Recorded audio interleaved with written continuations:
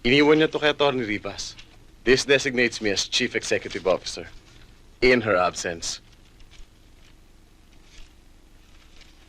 Magtatagal ba siya? Bakit siya umalis? How the hell should I know? Pero kung ginawa niya ito, I won't expect to see her for some time. No problem. She needs the break. Actually, Andy, the company needs the break. Sub-sub tayo sa lugi nito nakaraang taon. Pero yan, hindi ka department yan. No, it's not. Kailangan natin makatipid. Ipasasara ko ang division mo. Hindi mo pwedeng gawin yan. I'm authorized to do it. And I just did. Kung gusto mo magreklamo, kausapin mo si Rosita. Ituloy mo ang kalokohan mo. Magbibitiw ako. That's fine by me. No hard feelings. Mahal ka ni Rosita, mahal ko ang kumpanya.